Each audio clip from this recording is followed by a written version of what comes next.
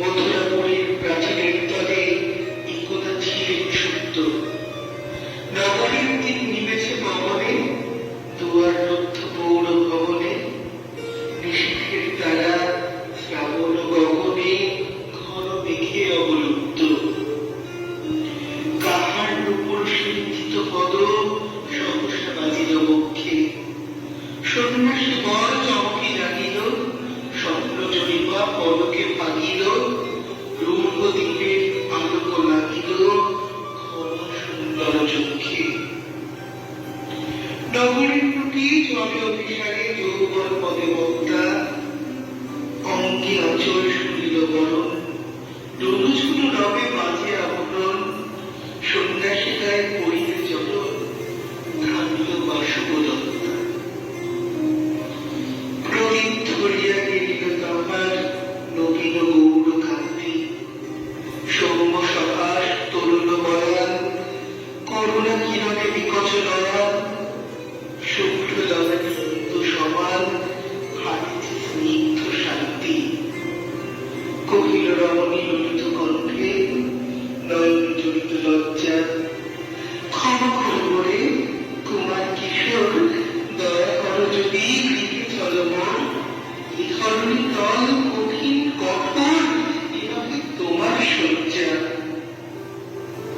সন্ন্যাসী পথে করুণ বচনে, ওই লাবণ্যপুঞ্জে এখনো আমার সময় হয়নি, যেথায় চলেছ যাও তুমি থমি, সময় যেদিন আসিবে আপনি যাইব তোমার কুঞ্জে। সহসা ঝঞ্ঝা তরিল শিখায়, মেলিল বিপুল আশ্ব, রমণী কাঁপিয়া উঠিল তরাসে, প্রলয় শব্দ বাজিল বাতাসে, আকাশে বজ্র ঘোর পরিহাসে হাসিল অট্টহাস্য। বর্ষ তখনও হয় নাই শেষ, এই চৈত্র সন্ধ্যা, বাতাস হয়েছে উত্তরা আকুল, পথতর শাখে পড়েছে মুকুল, রাজার কাননে ফুটেছে বকুল, আলোর রজনীগন্ধা। অতি দূরে হতে আসছে পবনে বাঁশির মদির মন্ত্র, জনহীন পুরী পুরবাসী সবে গেছে মধুমনে ফুল উৎসবে। শূন্য নগরী নিরিখে নীরবে হাসিছে পূর্ণচন্দ্র, নির্জন পথে জ্যোৎস্না আলোতে সন্ন্যাসী একা যাত্রী, মাথার উপরে তোর বিধিকার, কোকিল কুহরি উঠে বারবার, এতদিন পরে এসেছে কি তার বিশাল রাত্রি। নগর ছাড়ায় গেলেন দণ্ডী, বাহিল প্রাচীর প্রান্তে, দাঁড়ালেন পাশে পরীক্ষার পারে, আম্রবনের ছায়ার আয়ার আধারে।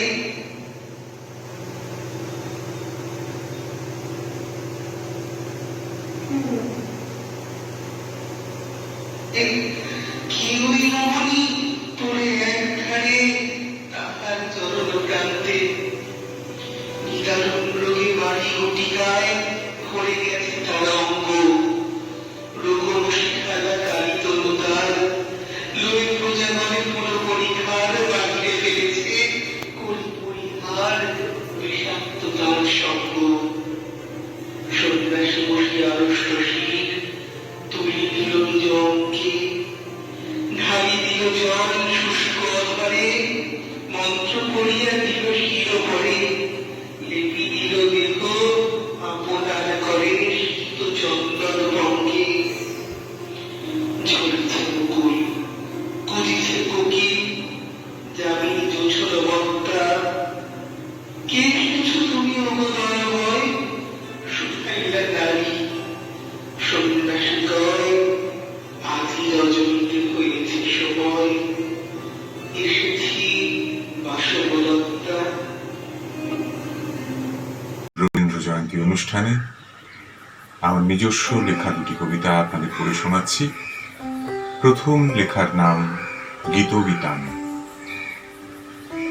তোমার গান যখন জেগে ওঠে নিরিবিলি মধ্যাহ্নে, তখন এক হলুদ হয়ে আসা গাছের শরীর হয়ে আমি বসে থাকি। সঞ্চারী ও অন্তরায় আভোগে বৃষ্টির দানাগুলি তুমি ছড়িয়ে দাও, ক্রমশ জড়িয়ে দাও, আর ক্রমে প্রাণ ফিরে পায় নার্সিসাস। শুধু এই সেরে ওঠার নন্দন, এর চেয়ে বেশি কিছু আর কোনো দিন চাইব না। শুধু তোমার গান যেন সমস্ত আবহ সঙ্গীত ছাপিয়ে উঠতে পারে, জেগে থাকতে পারে এই সন্ধ্যের আরোগ্য নিকেতনে। এবং শেষ লেখা, রাকা। পূর্ণিমার আগে যখন নিভৃত বসালেন রবীন্দ্রনাথ, তখন তিনি চাঁদের আন্তর্জাতিকতা সম্পর্কে বিশ্বাস হারিয়ে ফেলেছিলেন। এই সত্য তোমাকে বলা হয়নি কোনোদিন। এখন খয়াটে চাঁদ রিকেটি রোগীর মতো তার প্রাক্তন জ্যোৎস্নার সুহাসিনী সঞ্চয়নে একা বসে আছি। বুঝতে পারছি অশ্রুপাত বিষয়ে শত শত সন্দর্ভ রচনা করার পরেও কান্নার কপিরাইট কেউ কাউকে বিক্রি করতে পারে না কোনোদিন। নমস্কার।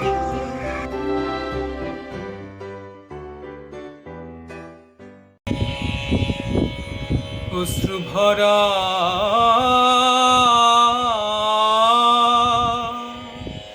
বেদনা দিকে দিকে জাগে,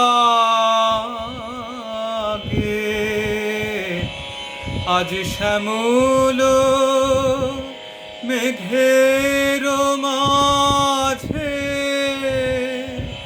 বাজে কার কামনা, অশ্রু ভরা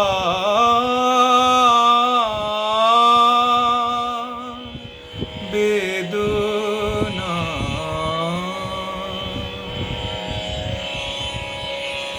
চলিছে ছুটিয়া অশান্ত বায়, ক্রন্দন কারো তার গানে ধ্বনিছে, করে কেশে বিরহী বিফল সাধনা, অশ্রু ভরা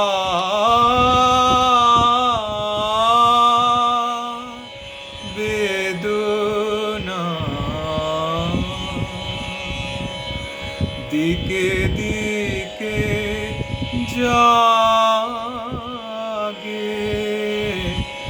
আজ শ্যামল মেঘের মাঝে বাজে কার কামনা, অশ্রু ভরা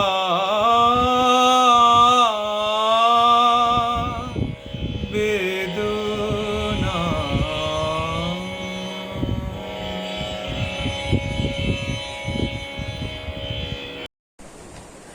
এখন যে জায়গাটা থেকে একটু পড়ে শোনাচ্ছি তার নাম হচ্ছে কেকার ধ্বনি।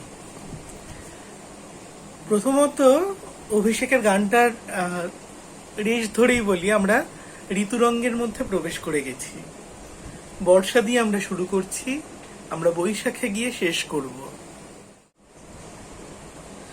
হঠাৎ গৃহপালিত ময়ূরের ডাক শুনিয়া আমার বন্ধু বলিয়া উঠিলেন, আমি ওই ময়ূরের ডাক সহ্য করতে পারি না। কবিরা কেকারবকে কেন যে তাহাদের কাব্যে স্থান দিয়াছেন বুঝিবার জো নাই। কবি যখন বসন্তের কুহুস্বর এবং বর্ষার কেকা দুটোকে সমান আদর দিয়াছেন, তখন হঠাৎ মনে হইতে পারে কবির বুঝিবা কৈবল্য দশা প্রাপ্ত হইয়াছে। তাহার কাছে ভালো ও মন্দ, ললিত ও কর্কশের ভেদ লুপ্ত। কেবল কেকা কেন, ব্যাঙের ডাক এবং ঝিল্লির ঝংকারকেও কেহ মধুর বলিতে পারে না। অথচ কবিরা এই শব্দগুলিকে উপেক্ষা করেন নাই। প্রেয়সীর কণ্ঠস্বরের সহিত ইহাদের তুলনা করিতে সাহস পান নাই, কিন্তু ষড়ঋতুর মহাসঙ্গীতের প্রধান অঙ্গ বলিয়া তাহারা ইহাদিগকে সম্মান দিয়াছেন। এক প্রকারের মিষ্টতা আছে, তাহা নিঃসংশয়ে মিষ্ট, নিতান্তই মিষ্ট।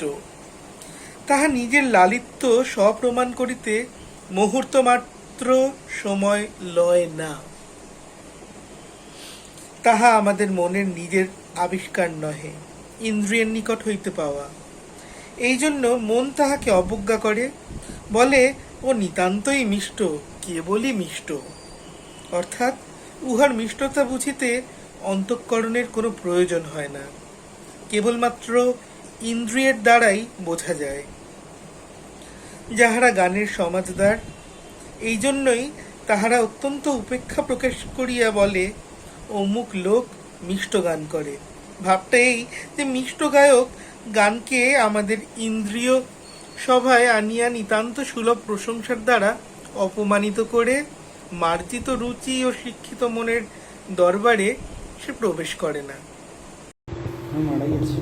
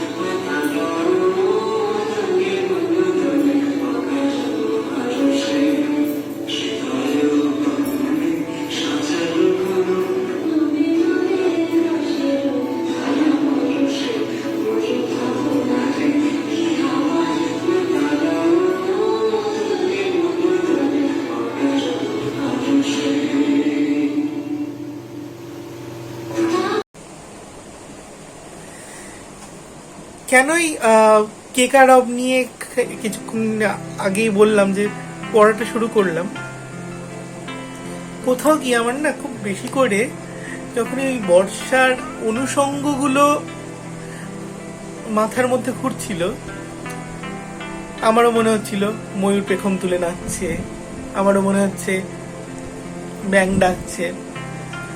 এবং একটু ভালো করে ভেবে দেখলাম আদৌ কি স্বরগুলো সত্যি অতটা মধুর। কিন্তু এই স্বরগুলো যখন আসে ওরা নিজেদের সঙ্গে বর্ষাকে নিয়ে আসে, আবার একই সাথে এই স্বরগুলোর সাথে সাথে বর্ষার সঙ্গে সঙ্গে পায়ে পা মিলিয়ে চলে আসে শরৎকাল। শরৎকাল আমাদের ছেলেবেলা, শরৎকাল আমাদের প্রথম প্রেম, শরৎকাল আমাদের জীবনের অনেকটা জুড়ে আছে। এবং এই শরতের সঙ্গে যখন আমরা কবির গান কবিতার অনুষঙ্গ খুঁজি, সেখানে গিয়ে একই সঙ্গে আমরা দেখি পুজো ও প্রেম, প্রেম ও প্রকৃতি সব কেমন আরো বেশি যেন নিবিড় হয়ে উঠছে। বর্ষা যাকে একটা রূপ দিয়েছিল শরৎ, সেই রূপের আরো বিকশিত ভাবে ফুটিয়ে তুলছে সেই রূপটাকে। এবং কোনো না কোনো ভাবে ভীষণভাবে ছেলেবেলাটাকেও আমরা না এই শরতের সঙ্গে একাত্ম করে নিতে পারি। কারণ শরৎকাল মানে পুজো, পুজো শুধুমাত্র বোধহয় বড়দের আনন্দের সময় নয়, যারা বাচ্চা, যারা ছেলে মানুষ, কবির ভাষায় যারা সব থেকে প্রাচীন, তারাই বোধহয় পুজোটাকে সব থেকে বেশি উপভোগ করে। অবশ্য পুজো বলবো কেন, যে কোনো উৎসবই যারা নবীন, যারা বয়সে কিশোর, বয়সে তরুণ, তারা যতটা উপভোগ করতে পারেন, যারা মনের বয়সে প্রবীণ হয়ে ওঠেন তারা কি ততটা উপভোগ করতে পারেন? মেঘের কোলে রোদ এসেছে, বাদল গেছে টুটি, আহা হা হা হা।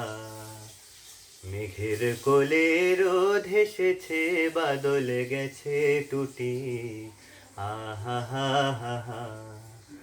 আজ আমাদের ছুটি ও ভাই, আজ আমাদের ছুটি, আহা হা হা হা।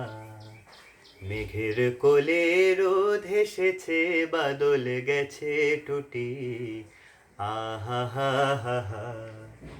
কি করি আজ ভেবে না পাই, পথ হারিয়ে কোন বনে যাই, কি করি আজ ভেবে না পাই, পথ হারিয়ে কোন বনে যাই, কোন মাঠে যে ছুটে বেড়াই সকল ছেলে জুটি, আহা হা হা হা।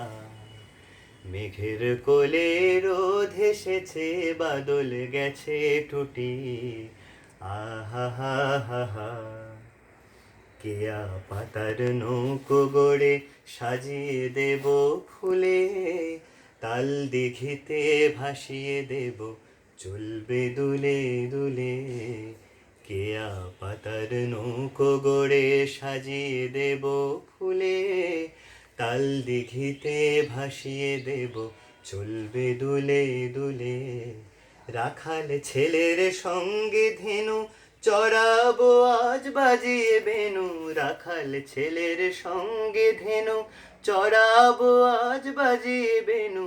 মাখবো গায়ে ফুলের রেণু, চাপার বনে লুটি, আহা হা হা হা। মেঘের কোলে রোদ এসেছে, বাদল গেছে টুটি, আহা হা হা হা। আজ আমাদের ছুটি ও ভাই, আজ আমাদের ছুটি, আহা হা হা হা। মেঘের কোলে রোদ এসেছে, বাদল গেছে টুটি, আহা হা হা হা। আলোক চড়ে লুকিয়ে এলোই, তিমির জয়ী বীর তোরা আজ কই? এই কুয়াশা জয়ের দীক্ষা কাহার কাছে লই?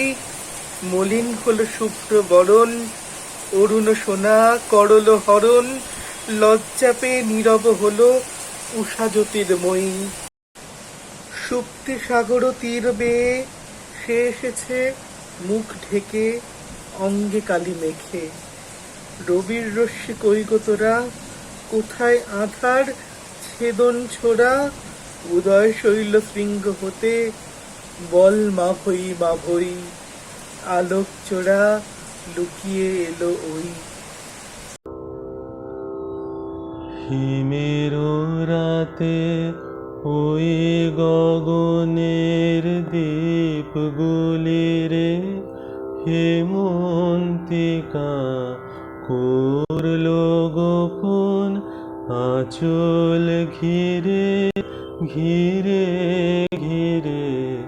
হিমের রাতে ওই গগনের দীপগুলি রে ঘরে ঘরে ডাক পাঠালো দীপালিকায়, জ্বালাও আলো জ্বালাও আলো আপন আলো সাজাও আলোয় ধরিত্রী রে। হিমের রাতে ওই গগনের দীপগুলি রে শূন্য এখন ফুলের বাগান, দোয়েল কোকিল গাহে না গান। কাশ ঝরে যায় ঝরে যায় ঝরে যায় নদীর তীরে, যাক অবসাদ বিষাদ কালো দীপালিকায়, জ্বালাও আলো জ্বালাও আলো আপন আলো শোনাও আলোর জয়বাণী রে। হিমের রাতে ওই গগনের দীপগুলি রে দীপ তারায় আজ আছে যে জাগো, ধরার ছেলে মেয়ে জাগো, আলোয় জাগাও যামিনী রে, আলোয় জাগাও। এলো আধার দিন ফুরালো দীপালিকায়, জ্বালাও আলো জ্বালাও আলো আপন আলো জয় করো এই তামসী রে। হিমের রাতে ওই গগনের দীপগুলি রে হেমন্তিকা করল গোপন আঁচল ঘিরে ঘিরে ঘিরে। হিমের রাতে ওই গগনের দীপগুলি রে।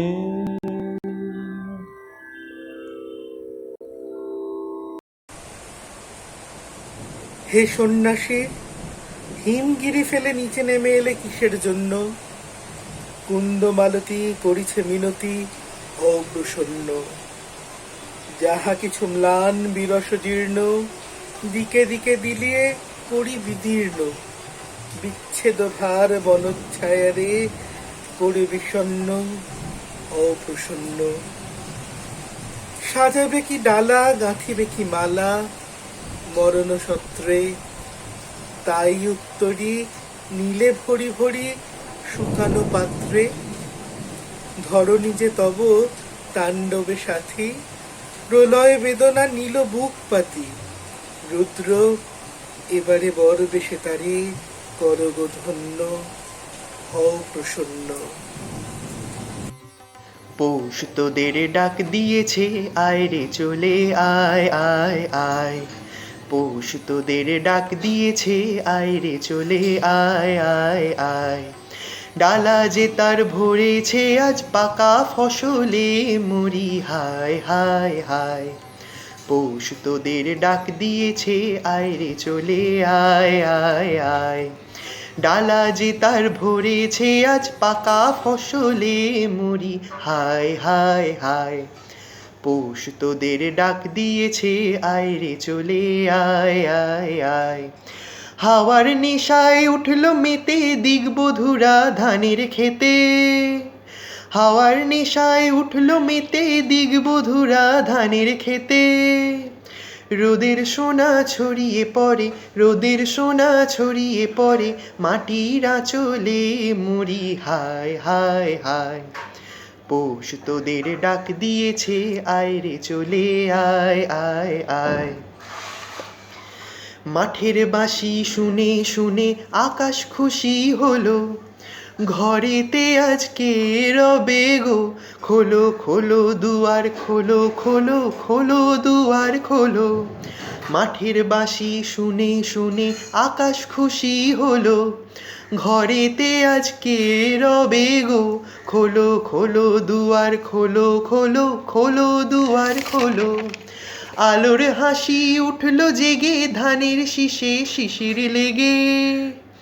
আলোর হাসি উঠলো জেগে ধানের শীষে শিশির লেগে। ধরার খুশি ধরে না গো, ধরার খুশি ধরে না গো, ওই যে উথলে মরি হায় হায় হায়। পৌষ তোদের ডাক দিয়েছে, আয় রে চলে আয় আয় আয়। ডালা যে তার ভরেছে আজ পাকা ফসলে মরি হায় হায় হায়। পৌষ তোদের ডাক দিয়েছে, আয় রে চলে আয় আয় আয়। পৌষ তোদের ডাক দিয়েছে, আয় রে চলে আয় আয় আয়। বসন্ত যাপন প্রবন্ধে রবীন্দ্রনাথ এক জায়গায় লিখেছেন, এই মাঠের পাড়ে শালবনের নূতন কচি পাতার মধ্য দিয়া বসন্তের হাওয়া দিয়াছে। অভিব্যক্তির ইতিহাসে মানুষের একটা অংশ তো গাছপালার সঙ্গে জড়ানো আছে। কোনো এক সময় আমরা যে শাখামৃগ ছিলাম, আমাদের প্রকৃতিতে তাহার যথেষ্ট পরিচয় পাওয়া যায়।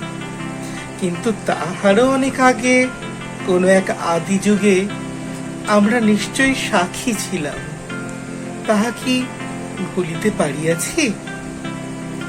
সেই আদিকালের জনহীন মধ্যাহ্নে আমাদের ডালপালার মধ্যে বসন্তের বাতাস কাহাকেও কোনো খবর না দিয়া যখন হঠাৎ হু হু করিয়া আসিয়া পড়িত, তখন কি আমরা প্রবন্ধ লিখিয়াছি না দেশের উপকার করিতে বাহির হইয়াছি?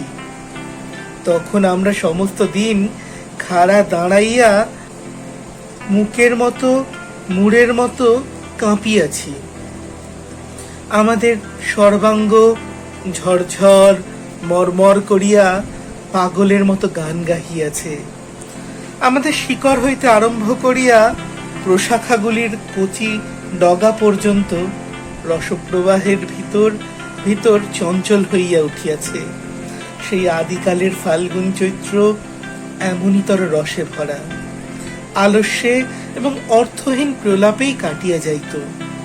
সেজন্য কাহারও কাছে কোনো জবাবদিহি ছিল না। সব দিবিকে, সব দিবিকে, সব দিবি পায়, আয় আয় আয়। সব দিবিকে, সব দিবিকে, সব দিবি পায়, আয় আয় আয়। ডাক পড়েছে ওই শোনা যায়, আয় আয় আয়। সব দিবিকে, সব দিবি কে, সব দিবি পায়। আয় আয় আয়, আসবে যে সে স্বর্ণ রথে, জাগবি কারা রিক্ত পথে।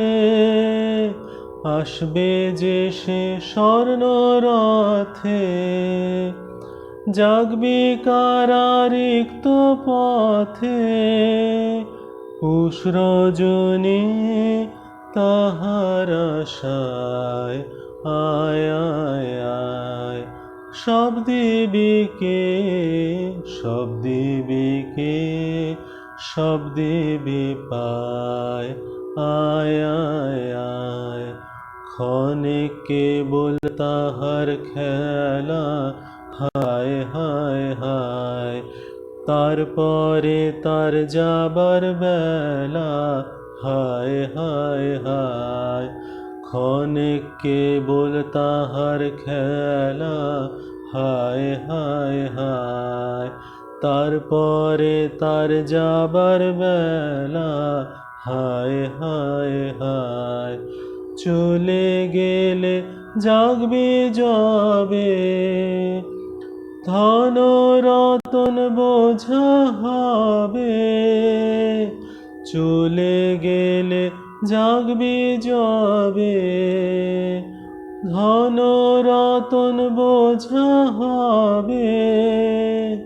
বহন করা হবে যে দায়, আয় আয় আয়, সব দিবি কে, সব দিবি কে, সব দিবি পায়।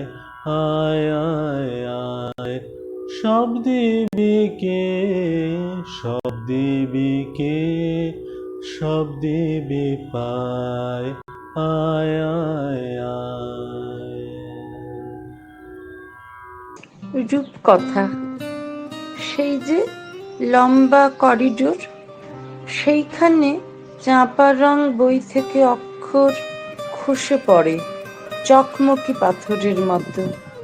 আর আকাশে, নদীর জলে, অফিসে, বাড়িতে কালো, রাক্ষসের কালো পার হয়ে অন্ধকার চোখ গান ও কবিতাগুলি খুঁটে খুঁটে বাকি পথ চলে। বন্ধুকে বলে, দেখেছিস এখানে 3 মাত্রা, ইস কেমন বাঁশির মতো এলো। দুজনে ভুবন পড়ে নেয়।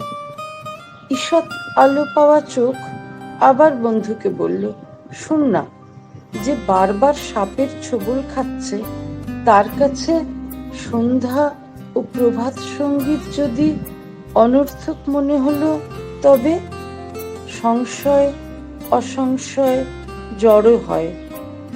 এবার দুজনে ওই কাচের মন্দিরে গিয়ে বসে থাকবে।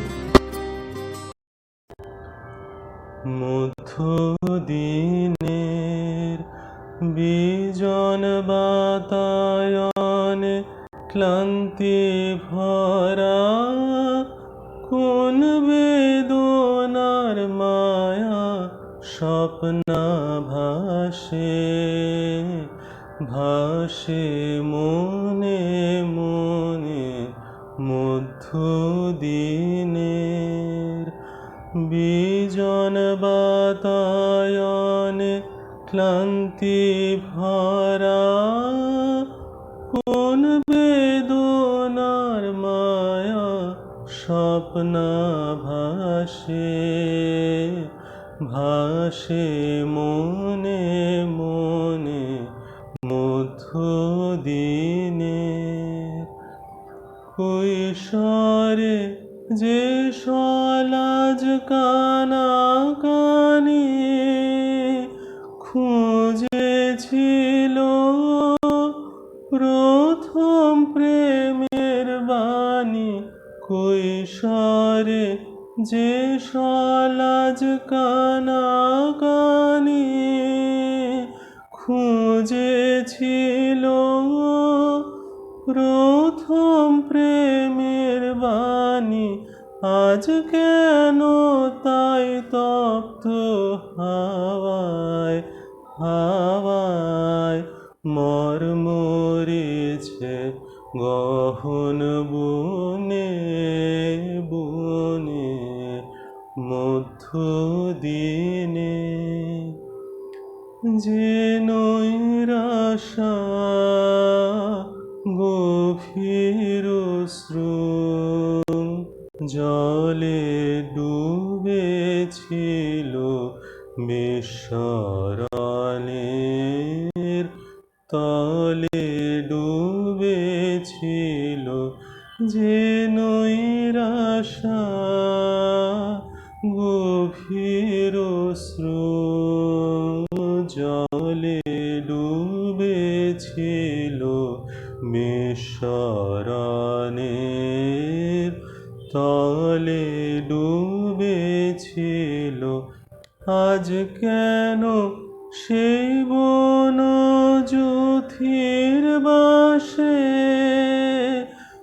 উচ্ছ্বসিল মধুর নিঃশ্বাসে আজ কেন সেই বন জ্যোতির বাসে